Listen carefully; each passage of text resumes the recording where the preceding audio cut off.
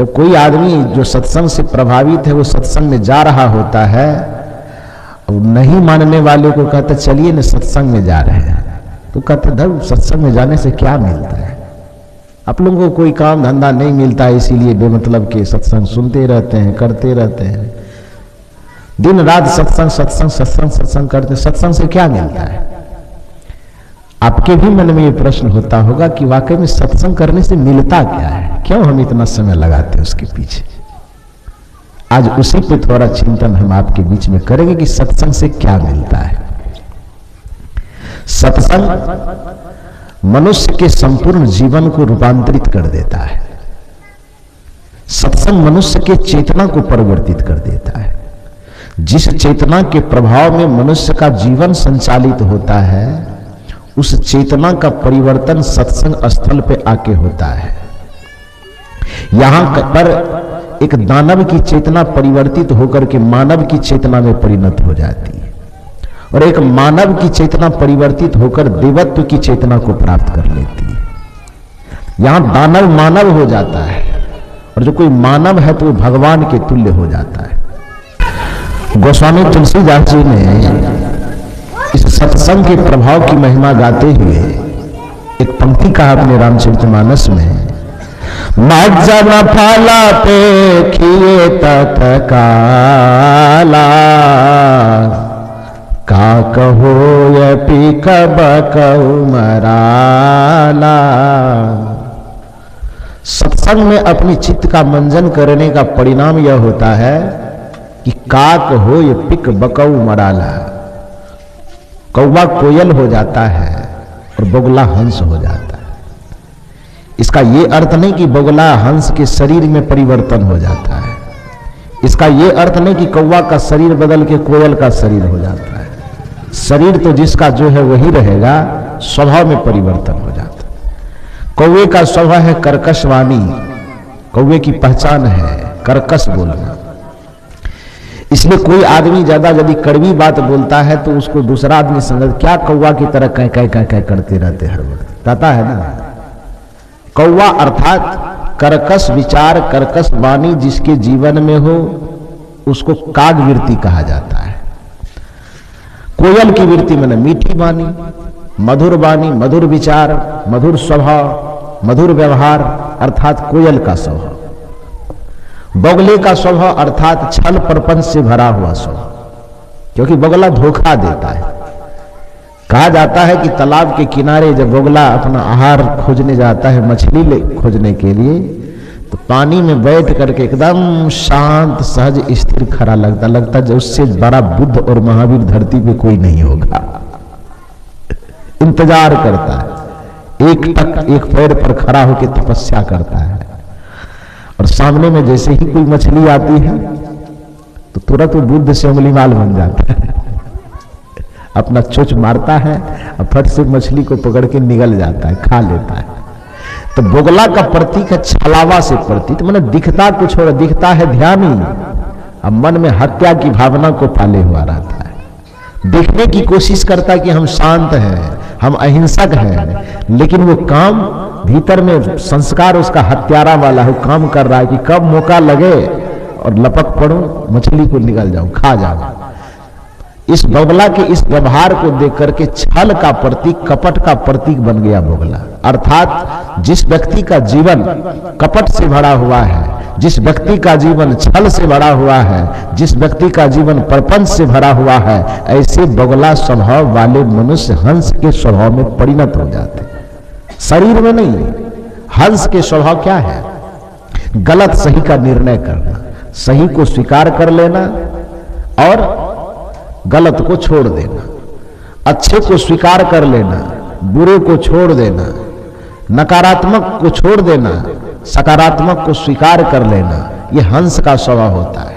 और यह परिवर्तन केवल सत्संग में आने से होता है कि जिसका स्वभाव उंगलीमाल का है उसका स्वभाव एक बौद्ध भिक्षु की तरह हो जाता है, जिसका स्वभाव रत्नाकर की तरह है उसका स्वभाव वाल्मीकि की भांति हो जाता है, जिसका स्वभाव अत्याचार की तरफ मुड़ा हुआ है उसका स्वभाव सदाचार की तरफ मुड़ जाता है। जिसकी चेतना पाप की तरफ मुड़ी हुई है उसकी चेतना मुड़ करके पुण्य की तरफ लग जाती है। सत्संग से ये प्राप्त होता है। सत्संग में आने पर व्यक्ति को जीवन जीने की सही दिशा मिलती है। सत्संग में आने पर व्यक्ति को जीवन जीने का दृष्टिकोण मिलता है। और याद रखिए, दृष्टि से इस संसार में कोई भी व्यक्ति सुखी नहीं हुआ है, दृष्टिकोण से मनुष्य इस संसार में सुखी हुआ है। कदाचित आंख रहते हुए कोई व्यक्ति बुरा देख सकता है यदि उसके पास दृष्टिकोण सही नहीं हो तो। कदाचित कान है आपके पास फिर भी बुरा सुन सकते हैं आप यदि आपके पास सुनने का अच्छा दृष्टिकोण नहीं हो। चलने के लिए पैर है आपके पास, चल सकते हैं, लेकिन चलने का सही दृष्टिकोण आपके पास नहीं है तो सत्संग में आने के बजाय शराब की भट्टी में जाके बैठिएगा। सत्संग में भी लोग पैर से ही आता है और शराब की भट्टी में भी लोग पैर से ही जाता है। सत्संग में संत महापुरुषों की भी अपनी दृष्टि से ही देखता है और नाच में जाकर के वेश्या को भी दृष्टि से ही देखता है। अनूप जलोटा और हरिओम शरण के भजन को भी लोग कान से ही सुनता है और छोला बिहारी मनोज तिवारी के गाना भी, अश्लील गीत भी लोग इसी कान से सुनता है। अश्लील गाना हम क्यों सुनते हैं? क्योंकि हमारा दृष्टिकोण गलत है। और सत्संग भजन सुनने में हमें रस क्यों लगता है? क्योंकि हमारा दृष्टिकोण सही है। संत महापुरुषों को देखने में हमारा चित्त उमंग से क्यों भर जाता है? क्योंकि हमारा देखने का दृष्टिकोण सही है। और नाच, सिनेमा, तमाशा, उपन्यास इत्यादि देखने पढ़ने के बाद हमारा मन क्यों उमंग से भरता है? क्योंकि हमारा दृष्टिकोण गलत है। दृष्टि तो एक ही है, दृष्टिकोण में अंतर होता है। सत्संग में आने पर सबकी दृष्टि सकारात्मक हो जाती, और जिसकी दृष्टि सकारात्मक हो गई इस नश्वर संसार में भी वह अमर जीवन को ढूंढ लेता है। इस दुखपूर्ण संसार में भी सुख को ढूंढ लेता है। इस अशांति से भरे हुए संसार में भी शांति की तलाश वही व्यक्ति कर पाता है जिसका दृष्टिकोण सर्वोत्तम है। कहे कैसे? एक उदाहरण से समझाऊं। एक महात्मा जी थे, वो हरिद्वार में निवास कर रहे थे। संजोग से उसके जाने पहचाने एक बहुत बड़े व्यापारी, बहुत बड़े धनवान आदमी जो अमेरिका में निवास करते थे। अमेरिका में धन की प्रचुरता है, बहुत ज्यादा धन है,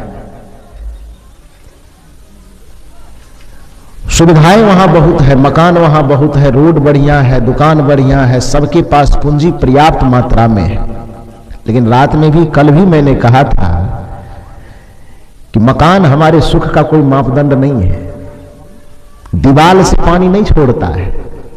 दीवाल सिर्फ पानी को रखने का, पानी को सिर्फ पाइपलाइन दौड़ाने का एक माध्यम है। कोई यह भ्रम न करे कि दीवाल ही पानी छोड़ता, नहीं। मकान सुविधा देता है, मकान सुख नहीं देता है।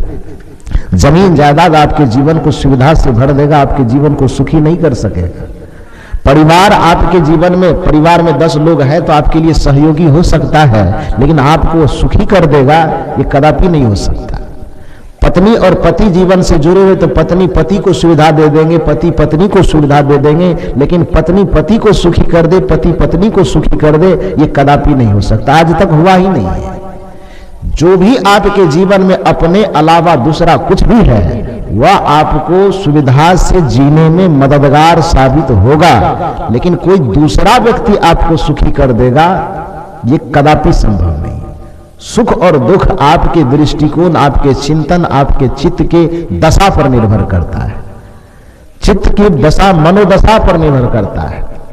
सुख यदि सूत्र रूप में कहें तो सुख प्रकृति के ऊपर निर्भर नहीं है, सुख हमारी मनोवृत्ति के ऊपर निर्भर है।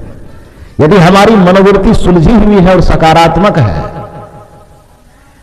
तो हम झमेला के बीच में खड़े होकर के भी मुस्कुरा सकते हैं, और यदि हमारी मनोवृत्ति उलझी हुई है तो हम स्वर्ग में खड़े होकर के भी माथा पीट सकते हैं, छाती पीट सकते हैं कि हाय ये क्या हो रहा है।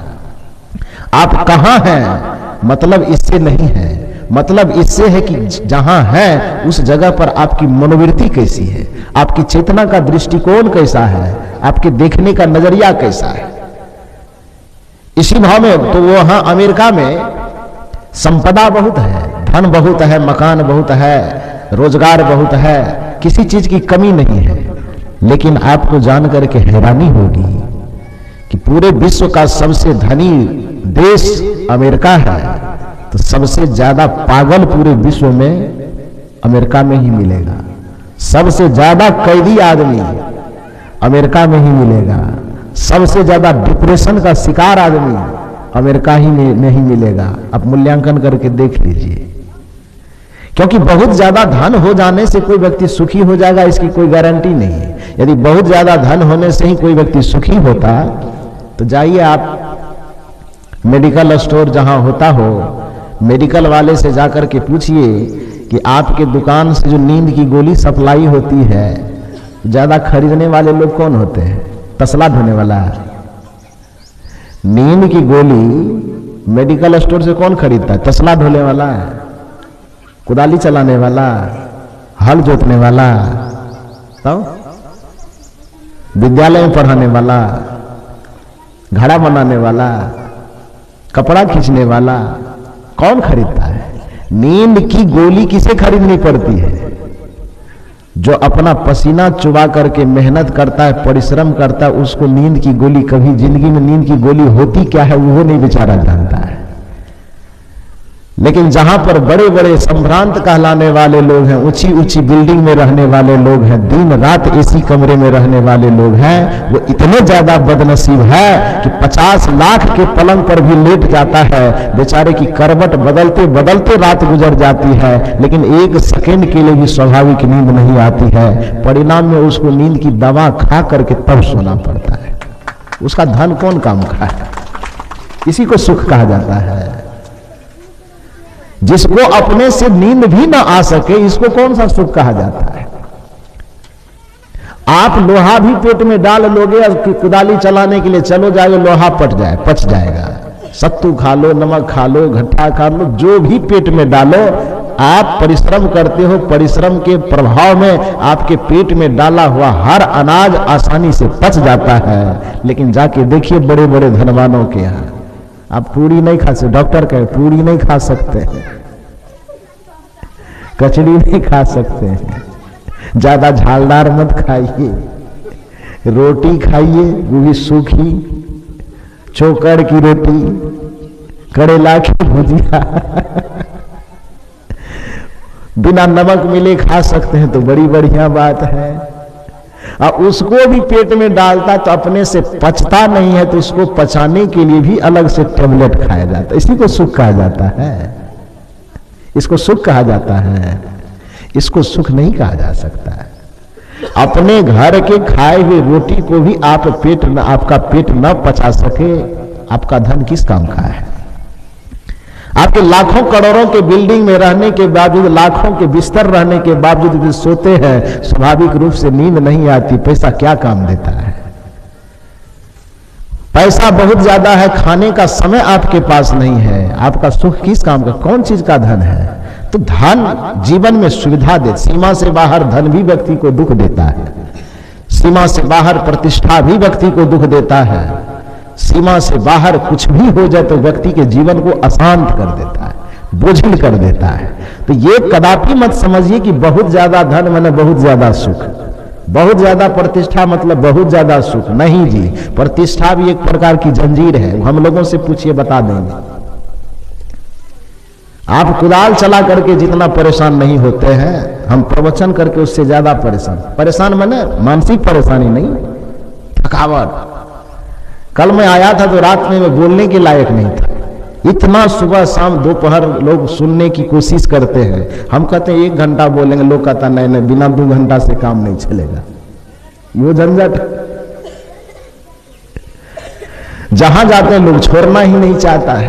तो कभी कभी तो ये लगता है कि हम लोगों का बढ़िया बोलना भी बेकार है, नहीं बोलते ठीक रहता। पहले कम लोगों में प्रतिष्ठित थे, कम लोगों के बीच में जाते थे, थोड़ी शांति ज्यादा मिलती थी। अब जितने ज्यादा लोग पहचानने लगे हैं तो ये पहचान ही एक जंजाल बनते जा रहा है। नहीं जाएगा बड़का बाबा हो गया, अब बड़ा घमंडी हो गए। पहले छोटा था तो हम लोग को पूछता था, अब बड़ा हो गया तो पूरा घमंड हो गया। अब काहे को घमंड होगा? घमंड तो मन नहीं होता। अब आदमी एक है और लोगों की मिलने वाले की, पहचानने वाले की संख्या लाखों में हो गई है, तो क्या कीजिएगा? कितने लोगों से मिलिएगा? जहां हजारों लोग रहते हैं वहां जाइए, अब 1000 लोग से एक एक मिनट यदि मिलने की कोशिश करे तो 1000 मिनट कहां से लाएगा आदमी बताइए। अब गए देख रहे हैं, नहीं पूछते हैं, तुरंत मुंह फुला के उधर बैठा हुआ है। समय तुरंत मौका नहीं मिला तो दूर से भी जाके 2-4 दिन के बाद भी फोन करके कहेगा वहां गए थे तो आप तो हमको देखबो नहीं किए, लीजिए अब उसका समाधान कीजिए। तो झंझट, सीमा से बाहर पहचान भी झंझट, सीमा से बाहर प्रतिष्ठा भी झंझट, सीमा से बाहर पैसा भी झंझट, सीमा से बाहर मकान दुकान। अब 1000 बिल्डिंग बना ली है, अब झाड़ू तक देने वाला कोई आदमी नहीं है। कई कई घरों में ऐसे जाने का मौका लिखता है, रहने वाले हैं 4 आदमी, अब फ्लैट बनाया है 25 रूम का, जाकर के कभी कभी ले जाता हम लोगों को कि साहब चलिए देखिएगा, दिखाने का भी लोगों को लालसा होता है, तो चलिए साहब देखिएगा, 1 ठो रूम 2 ठो रूम दिखाया तो ठीक ठाक है। अब आदमी है 2 ठो कमरा है 25 ठो, तो 20 ठो कमरा ऐसा बना हुआ है जिसमें केवल सांप छुछुंदर सोता है, उसमें कुछ नहीं रहता है। कमरे बने हैं, उसमें झाड़ू तक कोई लगाने वाला नहीं है, उसमें रहने की तो बातें छोड़ दीजिए। चूहा गंदगी करके रखा है, छुछुंदर गंदगी करके रखा है। तो कहने का ये अर्थ है कि बहुत ज्यादा धन सुविधा देता है, धन को नकारा नहीं जा सकता। मैं बार बार कहता हूं कि इसका ये मतलब नहीं कि मैं धन की निंदा कर रहा हूं, इसका ये मतलब नहीं कि मैं मकान की निंदा कर रहा हूं, इसका ये अर्थ नहीं है कि मैं ये कह रहा हूं कि जमीन जायदाद किसी के पास होना ही नहीं चाहिए, वो जरूरत उसकी है। लेकिन आप अपने मन में इस भ्रम को पाल करके मत रखिए कि जितना मकान ज्यादा बनेगा तो हम ज्यादा सुखी हो जाएंगे, ज्यादा जमीन होगी तो हम ज्यादा सुखी हो जाएंगे, ज्यादा जान पहचान होगी तो हम ज्यादा सुखी हो जाएंगे, बहुत बड़ा पद हो जाएगा तो हम बहुत ज्यादा सुखी हो। नहीं जी, पद भी कमाइए, धन भी कमाइए, प्रतिष्ठा भी कमाइए, लेकिन उससे इतना ही मतलब रखिए कि ये हमारे जीवन जीने के लिए आवश्यक है और जीवन को सुविधा ये देगा। लेकिन सुख की तलाश आपको दुनिया में नहीं करनी है, सुख की तलाश अपने भीतर में करनी है। वो जीवन जीने के दृष्टिकोण से प्राप्त होता है, जहां भी है वहां मिलेगा आपको सुख, जिस भी परिस्थिति में है। केवल जीवन जीने का नजरिया अलग होना चाहिए। इसको उर्दू के एक शायर ने कहा है कि नजर के बदलने से नजारे खुद बदल जाते हैं, नजर के बदलने से नजारे खुद बदल जाते हैं, किश्ती के मोड़ बदलने से किनारे खुद बदल जाते हैं। कोई व्यक्ति पूरब जा रहा हो, यात्रा कर रहा हो, पूरब की नाव पूरब दिशा जा रही है, अब पश्चिम मुड़ना है तो क्या करना होगा, उसके नाव में इन किश्ती में मोड़ देना होगा। सिर्फ दिशा को मोड़ दिया तो उस किनारे में जा रहा था इस किनारे में आ जाए। उसी तरह से आप जहां बैठे हुए हैं, आपकी चेतना यदि मुड़ गई कुसंग की तरफ तो आप नरक में चले जाएंगे, आपकी चेतना मुड़ गई सुसंग की तरफ तो आप स्वर्ग में चले जाएंगे, आपकी चेतना मुड़ गई ध्यान की तरफ, साधना की तरफ तो आप मोक्ष पद को पाएंगे। स्वर्ग नरक और मोक्ष जो मिलता है वो व्यक्ति के केवल चेतना के परिवर्तन से मिलता है, दृष्टिकोण के परिवर्तन से मिलता है। व्यक्ति तो जो है वो वही रहता है। तो मैं कह रहा था कि अमेरिका में संपदा बहुत है, धन बहुत है, लेकिन धन संपदा रहने के बावजूद भी वहां आध्यात्मिकता की इतनी ज्यादा कमी है, सत्संग का, भजन का, ध्यान का इतना अभाव है कि व्यक्ति धन संपदा में रह करके भी एकदम पागलों की तरह बिलबिलाता है। ज्यादा वहीं पर अभी कोरोना का शिकायत आया, सबसे ज्यादा आदमी कहां का मरा, पूरे विश्व में सबसे ज्यादा आदमी कहां का मरा, ये मालूम तो है आप लोगों को। धन बहुत ज्यादा था तो बहुत ज्यादा आदमी बच जाना चाहिए ना, नहीं बचा पाया। हॉस्पिटल ज्यादा है, मेडिकल ज्यादा है, डॉक्टर ज्यादा है, सब चीज, धन ज्यादा है, पैसा ज्यादा है, पद ज्यादा है, प्रतिष्ठा ज्यादा है, लेकिन एक महामारी आई तो वह अमेरिका हार गया क्योंकि उसके पास कार बहुत ज्यादा है, और हम भारत वाले जीत गए क्योंकि हमारे पास कार है कि नहीं है, लेकिन हमें सभ्यता से जीने का संस्कार है। उसके पास कारों की भरमार है, हमारे पास अच्छा संस्कार है, आध्यात्मिक संस्कार है, सत्संग से भरा हुआ संस्कार है, जिसके कारण हम जीत गए, वो हार गया। तो कहने का यह अर्थ है कि वहां सारी चीज संपदा, अमेरिका का वह व्यक्ति था, संपत्ति से उसका जीवन भरपूर था, सुविधा से जीवन भरपूर था, लेकिन भीतर शांति के लिए बिलबिला रहा था, बड़ा परेशान, बहुत आसान। तो सुन रखा था किसी से कि भारत ज्ञान प्रधान देश है, भारत धर्म प्रधान देश है, और जहां धर्म है, जहां ज्ञान है, जहां ध्यान है, वहीं पर शांति है। तो ये सुन करके वह बेचारा शांति की तलाश में अमेरिका से भारत की तरफ आया। जब भारत आया तो भारत आने के बाद इधर काशी बनारस फलना चिलना घूमते घूमते घूमते वो हरिद्वार पहुंच गया। हरिद्वार का नाम हरिद्वार है और वाकई में वहां जाएंगे आप, देखने के बाद लगेगा कि हाँ सही में यह हरिद्वार है, क्योंकि वहां पर महात्माओं की फैक्ट्री है। जैसे सोना का फैक्ट्री, कोयला का फैक्ट्री, खदान होता है ना, उसी तरह से हरिद्वार जो है वो साधु महात्माओं का फैक्ट्री है। जगह जगह डेग डेग पे आपको मंदिर, आश्रम, ये साधु महात्मा सब मिल जाएंगे, सब पंथ के, सब मत के, नंगा रहने वाला तो कपड़ा पहनने वाला, दाढ़ी कटाने वाला तो दाढ़ी बढ़ाने वाला, टीका वाला भी, बिना टीका वाला भी, गांजा पीने वाला भी, पानिये में खड़ा रहने वाला, आग में ही बीच में रहने वाला, जितना प्रकार चाहिए आपको उस सारा प्रकार हरिद्वार में मिल जाएगा। अभी कुंभ लगा है, अभी तो और ज्यादा मिल जाएगा। तो अमेरिका का वह आदमी जो आया बहुत धनवान आदमी था, उस संजोग से सब तरफ घूमते घूमते हरिद्वार पहुंच गया। हरिद्वार पहुंचा तो वही देखा कोई पानी में खड़ा होकर मस्त है, कोई आग के बीच में बैठ के मस्त है, कोई हाथ खड़ा किए किए मस्त है, कोई बैठे बैठे मस्त है, कोई कांटे पर लेटे लेटे मस्त है। तो देख के उस बेचारे को बड़ा अजीब लगा, कैसा कैसा आदमी है,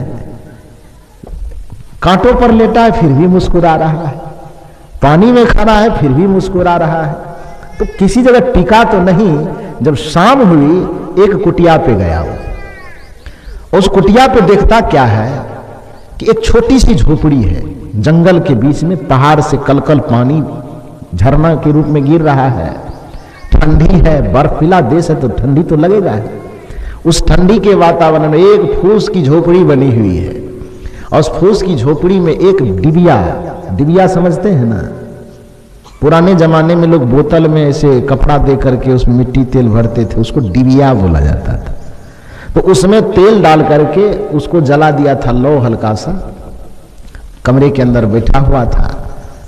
शाम का वक्त था, महात्मा चुपचाप एकदम, शरीर पे कपड़ा भी नहीं, एक कोपिन पहना हुआ है, ठंडी है फिर भी चुपचाप शांत होकर के बैठा हुआ है। शाम के वक्त में धीरे धीरे जो डिबिया की लालिमा जो और चेहरे पे पड़ रही थी, एक तो साधना की आभा थी ही, और दूसरा उस शाम के वक्त में जो लालिमा पड़ रही थी रोशनी की, चेहरा और खिल रहा था।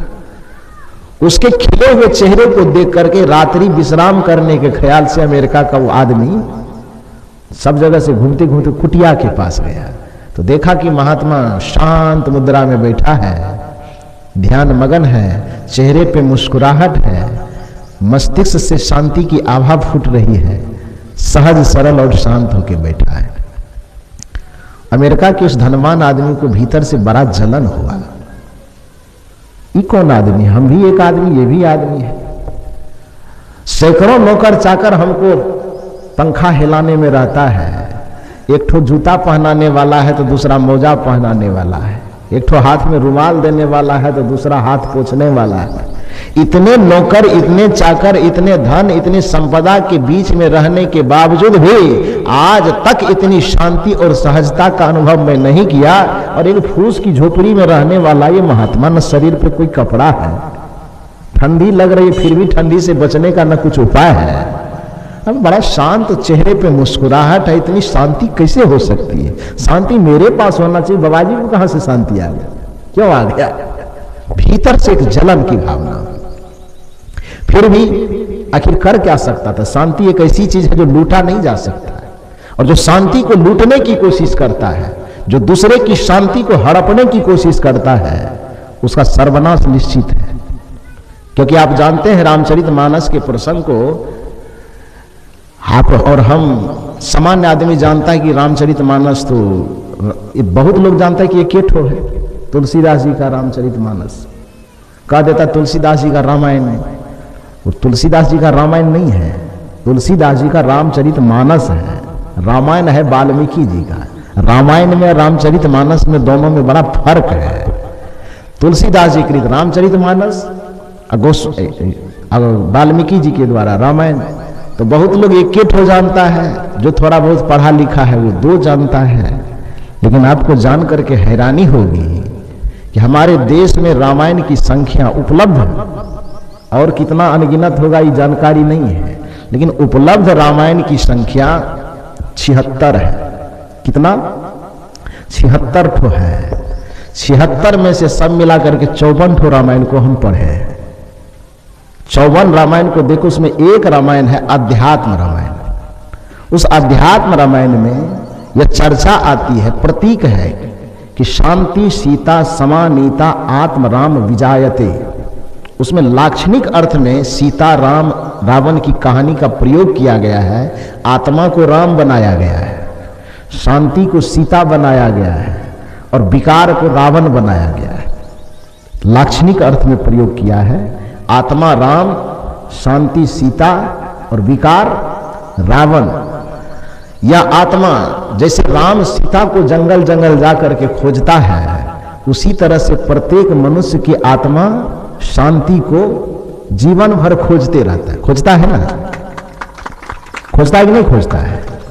जैसे राम से सीता अलग हो गई, रावण के द्वारा चुरा ली गई, तो राम जंगल जंगल भटक भटक के, वृक्ष से, पहाड़ से, नदी से, तालाब से, पक्षी से, पशु से, सबसे भटक भटक के पूछते हैं कि मेरी सीता कहां है। उस सीता को चुराया किसने? रावण ने। उसी तरह से प्रत्येक मनुष्य की आत्मा राम है, और इस आत्मा राम से शांति रूपी सीता खो गई है, और उस शांति रूपी सीता की तलाश में यह मनुष्य रूपी आत्मा कभी मंदिर में जाके खोजता है कि हमारी शांति कहाँ है, कभी मस्जिद में जाके खोजता है कि हमारी शांति कहाँ है, कभी सत्संग में आके खोजता है कि हमारी शांति कहाँ है, कभी यज्ञ करके खोजता है कि हमारी शांति कहाँ है, कभी पूजा करके, कभी पाठ करके, कभी अंगूठी पहन के, कभी चकती पहन के, कभी इस साधु के पास, कभी उस साधु के पास। मैंने दुनिया भर, जीवन भर दर दर भटकते रहता है, केवल और केवल शांति की तलाश में, उस सुख की तलाश में।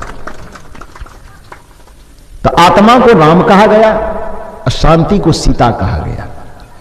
उस शांति रूपी सीता को प्राप्त करने के दो तरीके, ध्यान से सुनिए, प्रसंग बहुत बढ़िया आपके बीच जा रहा है। शांति सीता है, तो शांति को, उस सीता को प्राप्त किया गया रामचरितमानस में दो तरीका से। एक तरीका है राम के द्वारा जो तरीका अपनाया गया, और दूसरा तरीका है रावण के द्वारा जो अपनाया गया। सीता को दोनों प्राप्त किया, राम ने भी प्राप्त किया और रावण ने भी प्राप्त किया ना। लेकिन दोनों के तरीका में अंतर है। राम अपना पुरुषार्थ दिखा करके, अपनी योग्यता साबित करके, अपना सामर्थ्य दिखा करके सीता को प्राप्त किया। अपने परिश्रम से, अपने क्षमता से, अपने योग्यता से, अपने सामर्थ्य से, अपने पुरुषार्थ से सीता को प्राप्त किया, तो वह सीता राम के लिए सुखदायिनी हुई, राम के लिए सुयश का कारण बनी। लेकिन रावण ने चुरा करके, अपहरण करके, छीन करके जब सीता को प्राप्त किया, तो वही सीता रावण के लिए विनाश का कारण बन गई। ठीक उसी प्रकार से यदि हम अपने पुरुषार्थ से, अपने ज्ञान से, अपने ध्यान से, अपनी साधना से, अपने परिश्रम से, अपने पुरुषार्थ से सुख और शांति को अर्जित करते हैं, तो वह सुख और शांति हमारे लिए सुयश से भरी हुई होती है। लेकिन जब दूसरे के सुख और शांति को हम चुराने का प्रयास करते हैं, तो वही सुख और शांति, वही सुविधा हमारे लिए विनाश का कारण बन जाती है। कहानी का यह संकेत है कि रावण ने सीता को चुरा के लाया, इसलिए सीता उसके विनाश का कारण बनी। राम लोगों के बीच से, समाज के बीच से अपना पुरुषार्थ दिखा के धनुष तोड़ करके सीता का वरण किया था, इसलिए सीता राम के लिए सुयश का कारण बनी। और रावण चुरा करके लाया था, इसलिए उसके अपयश का कारण बनी। राम अपने पुरुषार्थ से सीता को वरण करके लाया, इसलिए सीता उसके लिए श्रृंगार का कारण बनी, शोभा का कारण बनी। लेकिन रावण उसको किसी के चुरा करके, किसी का हक मार करके लाया, इसलिए सीता उसके सर्वनाश का कारण बन गई। सीता एक ही है।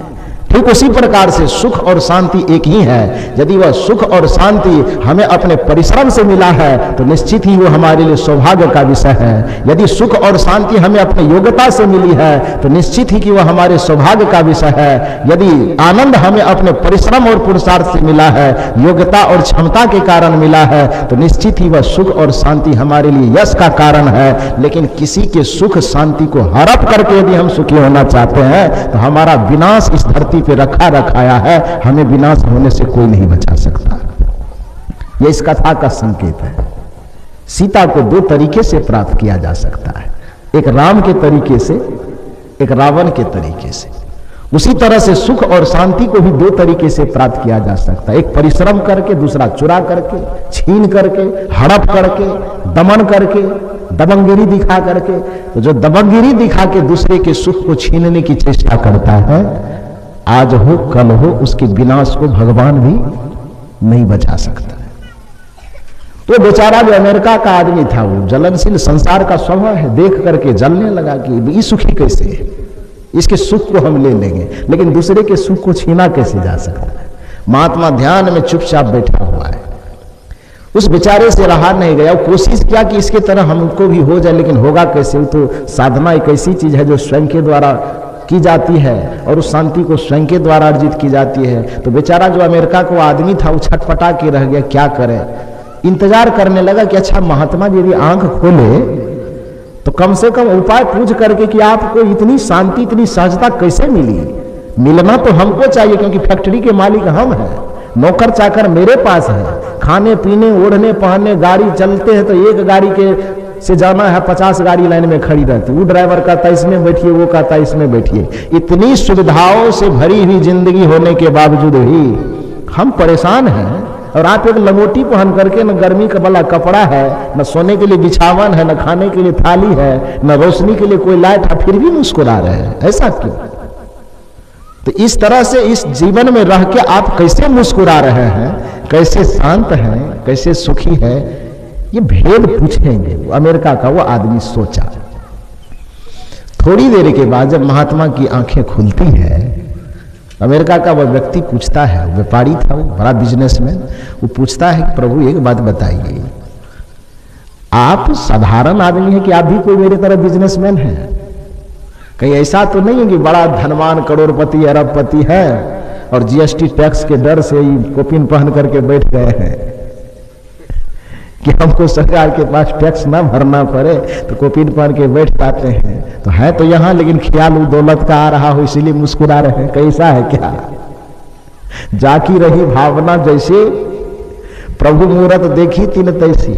वो बेचारे को ज्ञानहीन वो इतने समझ रहा था कि जैसा पूरे दुनिया के लोग समझते हैं कि बस धन दौलत और सुविधा में ही सुख है, तो हमारे पास सुख नहीं है, इसके पास है। तो हो सकता है ये कोई फैक्ट्री वाला होगा, ये भी कोई बड़ा बिजनेसमैन होगा, तो अपना बिजनेस उधर साइड से चला रहा होगा, यहाँ बैठ करके एकदम मगन है। आज 1 करोड़ का फायदा हुआ होगा, आज 5 करोड़ का फायदा, इसलिए मगन है। अमेरिका वाला आदमी ऐसा ही सोचा। महात्मा ने कहा देखो बेटा, तुम ऐसा सोच रहे, गलती नहीं है। नीति का नियम है कि जाकी रही भावना जैसी, प्रभु मूरत देखी तिन तैसी। तुम अपने नजरिए से हमको देख रहे हो, इसलिए हमें जो देखना चाहिए वो तुम नहीं देख रहे हो, तुम्हें वही दिखाई दे जा रहा तुम जो तुम देखना चाहते हो। बिजनेसमैन हम लगते हैं, लेकिन हमारे पास कोई बिजनेस, व्यापार, कोई धंधा नहीं है। उस व्यापारी ने कहा तब इतने प्रसन्न कैसे हैं आप, इतने सुखी कैसे हैं, वो सूत्र बताइए मुझे। देखिए, जो प्रश्न में शुरू किया था कि सत्संग में आने से हमें क्या मिलता है, उस प्रश्न का उत्तर अब मैं आपको दे रहा हूं। उस महात्मा ने कहा कि देखो, तुम कहां से आए हो? कहा अमेरिका से। तुमने अभी गिनाया कि मेरे पास सैकड़ों फैक्ट्री है, तुमने अभी गिनाया कि मेरे पास हजारों मोटर गाड़ी है, तुमने अभी गिनाया कि हमारे पास हजारों नौकर चाकर हैं, तुमने अभी गिनाया कि मेरे पास सुंदर पत्नी है, मेरे पास ऐसे बच्चे हैं, मेरे पास इतनी जायदाद है। तो साथ में तो कुछ दिखाई दे नहीं रहा है। साथ में कहां दिखाई दे रहा है? व्यापारी ने कहा कि साथ में कैसे दिखाई देगा महात्मा जी, वो तो अमेरिका में है, यहां तो मैं भ्रमण करने के लिए आया हूं, घूमने फिरने के लिए आया हूं, तो काहे को पत्नी, काहे को बच्चा, काहे को जमीन, काहे को ज्यादा, कुछ नहीं साथ में लाया। यहां तो सिर्फ घूमने के लिए आया हूं। मेरी संपदा इस भारत में केवल इतना है, देखिए पीठ पे एक थैला लटका हुआ है, बेरोजगार नवजुवक की तरह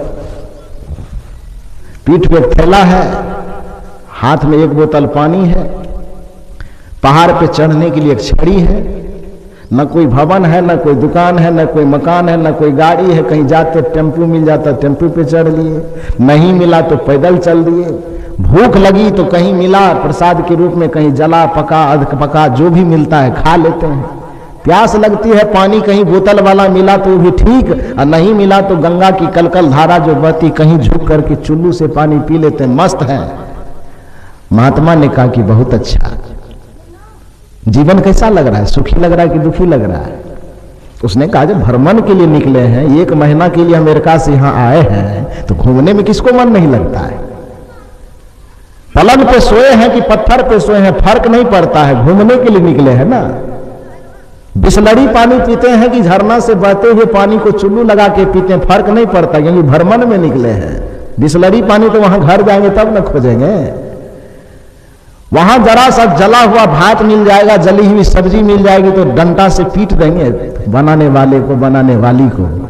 और यहां चाहे जला हुआ मिले कि अधपका मिले, कुछ मिले, भ्रमण में है, खा लेते हैं, जो मिलता है खा लेते हैं, लेकिन मगन है। महात्मा जी ने कहा बेटा तुम ऐसा क्यों सोच रहे हो? कहा इसलिए सोच रहे हैं क्योंकि सुविधा से जीने की आदत अपने घर में है। इस भारत में मैं 1 महीना के लिए यात्रा पर आया हूं, तो यात्रा में चाहे सोने की बढ़िया सुविधा मिले कि ना मिले, खाने की बढ़िया सुविधा मिले कि ना मिले, पीने की बढ़िया सुविधा मिले कि नहीं मिले, यात्रा की बढ़िया सुविधा मिले कि नहीं मिले, लेकिन मन यह मानता है कि यात्रा पे निकला हूं तो यात्रा को पूरे मस्ती से जीना चाहिए। इसीलिए चाहे परिस्थिति जैसी भी हो, मगन रहते हैं, खुश रहते हैं, झूमते नाचते रहते हैं। महात्मा ने कहा बेटा यही तो सबसे बड़ी बात है। जैसे इस यात्रा में चल करके न तुम खाने की चिंता, न पीने की चिंता, न सोने की चिंता, न ओढ़ने की चिंता, न बिछाने की चिंता, किसी भी चिंता को करते नहीं, सब चिंता से बेफिक्र हो, तो तुम यह सोचते हो कि हम 1 महीना के लिए यात्रा पर आए हैं, और हम यह सोचते हैं हम महात्मा हैं, हम साधु हैं, तो हम यह सोचते हैं कि पूरे संसार में हम 60 वर्ष 100 वर्ष के लिए यात्रा पर आए हैं। तुम 1 महीने की यात्रा में मगन हो, और हमारे जीवन की जितनी उम्र है उस उम्र को हम यात्रा ही सोचते हैं। तो तुम उस यात्रा में मगन हो, हम इस यात्रा में मगन हैं। तुम 1 महीने की यात्रा में मगन हो, हम 60 वर्ष की यात्रा में मगन हैं। तुम अमेरिका से इंडिया की यात्रा में मगन हो, और हम जीवन की यात्रा में मगन हैं। अंतर सिर्फ इतना है कि तुम केवल इंडिया के लिए यात्री बने हुए हो। तुम्हारी धारणा यह है कि हम अमेरिका के वासी हैं और इंडिया के यात्री हैं, तो वहां सुविधा खोजते हो, और यहां पर सुविधा मिले न मिले मगन हो। लेकिन हम यह सोचते हैं कि पूरा संसार के लिए ही हम यात्री हैं, यहां यह तो हमारा देश है ही नहीं है, यहां तो हम कुछ दिन के लिए आए। आया था बस सैर करने, हे मुसाफिर तू यहां। महात्मा का कथन गलत है क्या? हम आखिर इस संसार के लिए यात्री ही तो है। कुछ दिन पहले हमारा जन्म हुआ, कुछ दिन के बाद हम प्रौढ़ हुए, कुछ दिन के बाद हम युवा हुए, कुछ दिन के बाद और थोड़ा युवावस्था ढलान पे गई, कुछ दिन के बाद हम वृद्ध हुए, कुछ दिन में वृद्धावस्था और अंतिम पड़ाव पर गई, और थोड़े दिन के बाद बस इस दुनिया से लीला समाप्त हो गई, चले गए। तो यात्री किसे कहा जाता है? जो कहीं से आता हो, कुछ दिन घूम घाम करके अपना जीवन बसर करता हो, और उसके बाद फिर कहीं निकल जाता हो, तो यात्री तो उसी को कहा जाता है। महात्मा ने कहा कि हे अमेरिका वासी, तुम यह सोचते हो कि हम 1 महीना के खातिर अमेरिका से इंडिया की यात्रा पर आए हैं, और हम सोचते हैं कि अपने लोक से एक जन्म को गुजारने के लिए संसार में यात्रा पर आए हैं। तो तुम उस यात्रा में मगन हो, हम इस यात्रा में मगन हैं। आया था बस सैर करने, हे मुसाफिर तू यहां। विचार करके देखिए तो पता चलेगा। हर एक आदमी इस संसार में केवल भ्रमण करने के लिए आए हैं, हर एक मनुष्य केवल इस संसार में यात्रा करने के लिए आए हैं।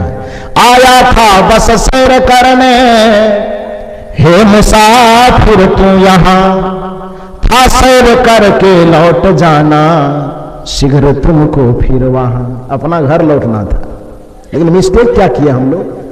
आया था बस सैर करने, हे मुसाफिर तू यहां, था सैर करके लौट जाना, शीघ्र तुमको फिर वहां।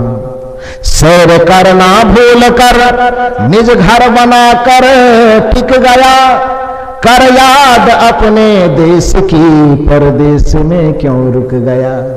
इस परदेश को ही अपना घर मान लिए। आए तो कुछ दिन के लिए भ्रमण करने के लिए, इसी को अपना बपोती संपत्ति समझ लिए। और जिसने जिसने इस संसार को अपना बपोती घर समझा है, ये मेरे बाप का घर है, आया काल समय पाकर के छाती पे ऐसा लात मारा, ये सब बाप ताप सब यहीं छूट के चला गया, किसी का कुछ नहीं रहता। ये गलत कह रहा हूं मैं क्या? जीवन भर जिस संसार को, जिस संबंध को हम कस करके पकड़ के रखना चाहते हैं, मौत का जरा सा तमाचा लगता है ना, गाल में इधर चितर जाता है। पत्नी अलग छूट जाती है, पति अलग छूट जाता है, बेटे अलग छूट जाते हैं, घर अलग छूट जाता है, दुनियादारी अलग, यहां तक कि अपना माना हुआ शरीर भी यही मुर्दा की तरफ पड़ा रह जाता है। और हम अकेले यहां से, उड़ जा हंस अकेला रे साधु भाई, उड़ जा हंस अकेला। ये हंस अकेला उड़ जाता है। इस जीवन को बचाने की, मनुष्य अपनी संपदा के बल पर इस जीवन को बचाने की लाख कोशिश करता है, करोड़ों उपाय करता है। ई विटामिन खाओ, वो विटामिन खाओ, ई डॉक्टर लगाओ, ई वैद्य लगाओ, ये हकीम लगाओ, ये संबंध को बोला, वो मैंने जीवन को सुरक्षित रखने की मनुष्य न जाने कौन कौन तरकीब लगाता है, कौन कौन कोशिश करता है। लेकिन परिणाम क्या आता है? तो लाख हिफाजत कर ले, तो लाख करे रखवाली, तो लाख हिफाजत कर ले, तो लाख करे रखवाली, उड़ जाएगा पंछी एक दिन रहेगा पिंजरा खाली। ये पक्षी उड़ेगा और ये पिंजरा खाली रहेगा, यह परम सत्य है।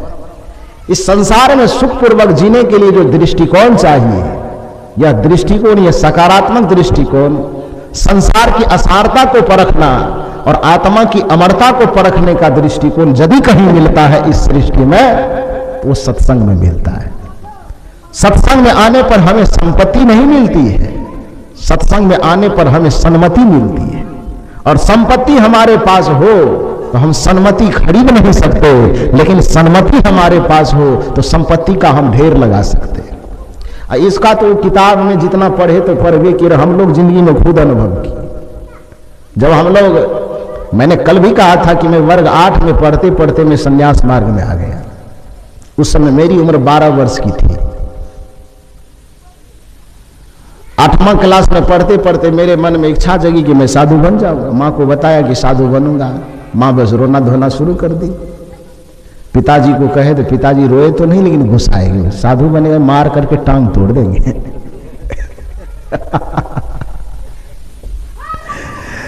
तो होता है, कोई माँ बाप अपने बच्चे को स्वाभाविक रूप से छोड़ना तो नहीं चाहता है ना। तो यही बोले, माँ को रोते देख के मुझे लगा कि नहीं, माँ को रुला के साधु नहीं बनना चाहिए। माँ को, पिता को रुलाएंगे तो हमको शांति मिलेगी? किसी को नहीं मिल सकती। जो माँ बाप को परेशान करता है, पूरे दुनिया के देवी देवता भगवान भी उसके ऊपर ऐसे कृपा कहेंगे, हम तुम्हारे ऊपर कृपा करते हैं। जिस व्यक्ति के व्यवहार से माता पिता का हृदय रोता है, पूरे ब्रह्मांड के भगवान भी उसके ऊपर आशीर्वाद बरसा दे, फिर भी वह व्यक्ति जीवन में सफल और सुखी और शांति नहीं पा सकता है। जिस व्यक्ति ने अपने व्यवहार से, अपने आचरण से अपने माता पिता के हृदय को प्रसन्न कर लिया है, अपने माता पिता के आत्मा को जीत लिया है, वह व्यक्ति किसी देवी देवता का मुंह भी नहीं देखेगा, फिर भी वो इहलोक में भी सुखी होगा और परलोक में भी सुखी होगा। क्योंकि कहा जाता है, माँ बाप से बढ़कर जग में कोई दूजा नहीं खजाना, जिसने तुझे जन्म दिया रे दिल उसका नहीं दुखाना। माँ बाप से बढ़कर जग में कोई दूजा नहीं खजाना, जिसने तुझे जन्म दिया रे दिल उसका नहीं दुखाना। माता पिता का दिल मत दुखाना। अरे जिसे हम भगवान कह करके पूजते हैं, भगवान भी बेचारे क्या करते थे? भगवान भी भगवान बन पाया तो पहले अपने माता पिता के हृदय को संतुष्ट किया। राम जी क्या करते थे बचपन से? श्री राम भगवान कैसे बन गए? श्री राम की दिनचर्या को पढ़ो कि वो भगवान बने तो भगवान बनने के लिए पहला कदम क्या उठाता है जीवन में? प्रातः काल उठ के रघुनाथा, मात पिता गुरु ना वही माथा। हम बड़े राम भक्त बनते हैं, कहते हम तो जय श्री राम की नारा लगाते हैं, बस एकदम पक्का हिंदू हो गए। उछल उछल के जय श्री राम करते हैं। राम भक्त, हमसे बड़ा राम भक्त कोई हो ही नहीं सकता। और सुबह शाम की बात कौन कहे, 1 बरस में माँ बाप का मुंह भी नहीं देखता है, कहता है कि हम बड़ा राम भक्त है। जीवन भर राम राम राम राम करते रहो, लेकिन माता पिता के हृदय को यदि आपने प्रसन्न नहीं किया अपने संस्कार स्वभाव और व्यवहार से, तो तुम्हारा राम का नाम लेना बेकार है। वो राम वरदान नहीं देंगे। कहीं से राम देखता होगा तो तुमको श्राप देता होगा कि जल्दी तू मर जा, काहे ले जिंदा है, मेरा भक्त बन के बदनाम कर रहा है हमको। क्योंकि राम जी राम बन पाए तो उसके आधार में बात यह थी कि प्रातः काल उठ के रघुनाथा, और सबसे पहले दारू में लगा वही हाथा। प्रातः काल उठ के रघुनाथा, और सुबह जगते ही चाय के प्लेट लिए हाथा, यही करता था क्या? प्रातः काल उठ के रघुनाथा क्या करता था? सबसे पहला काम सुबह में जगने के साथ ही राम जी सबसे पहला काम करते थे कि माता के चरण को खोजते थे, पिता के चरण को खोजते थे, गुरु के चरण को खोजते थे, और उसके चरण में जाकर के अपना मस्तक नवा देते थे। यह काम करने के बाद दूसरा स्टेप में जो राम जी काम करते थे, क्या करते थे? आयसु मांग करहि पुर काजा, देखी चरित हरसई मन राजा। अर्थ समझते हैं? जीवन भर रामायण पढ़ते, खाली नवधा भक्ति पढ़ने से हो जाएगा? काक भुसुंडी और गरुड़ संवाद, ये सब पंक्ति को भी देखना चाहिए कि राम यदि भगवान बन पाए, राम यदि मर्यादा पुरुषोत्तम बन पाए तो करते क्या क्या थे, वो तो देखना चाहिए। केवल काक भुसुंडी गरुड़ संवाद और नवधा भक्ति पढ़ने से ही कल्याण हो जाएगा ऐसा नहीं, व्यवहारिक बातों को भी जीवन में देखना चाहिए। क्योंकि हमारा जीवन केवल आत्मा पे आश्रित नहीं है, हमारा जीवन शरीर पे भी आश्रित है। हमारे जीवन का हिस्सा केवल आत्मा नहीं है, हमारे जीवन का हिस्सा शरीर भी है। हमारे जीवन का हिस्सा केवल परमार्थ नहीं है, हमारे जीवन का हिस्सा व्यवहार भी है। इसलिए जब तक व्यवहारिक पक्ष और परमार्थिक पक्ष दोनों का संतुलन बना करके नहीं जिया जाएगा, तब तक जीवन सुखी और शांत हो ही नहीं सकता है। इसलिए आध्यात्मिकता की चर्चा तो होनी चाहिए। राम क्या थे? ब्रह्म थे, खुदा थे, परमात्मा थे, क्या थे? जीवन भर रखते रहिए, कोई बात नहीं है। लेकिन राम व्यवहारिकता को किस प्रकार से जीते हैं, मर्यादा को किस तरह से जीते हैं, उसको भी समझने की कोशिश कीजिए। हम रामायण पढ़ते हैं तो केवल वही सब ढूंढते रहते हैं, आत्मा किधर है, परमात्मा किधर है। लेकिन जो मौलिक बात है, जिससे परिवार सुधरेगा, जिससे घर सुधरेगा, जिससे समाज सुधरेगा, उन बातों पर हम कभी टिप्पणी नहीं करते। ये गलत बात है। सत्संग में ये टिप्पणी भी होना चाहिए। श्री राम राम बन पाए, मर्यादा पुरुषोत्तम बन पाए तो कैसे बने? पहला काम वह करते थे कि अपने गुण से अपने जीवन को माता पिता और गुरु के चरण में जाके समर्पित करते थे। अब दूसरा काम क्या करते थे? दूसरी पंक्ति सुने हैं कभी इस पंक्ति को? आज सुन रहे हैं तो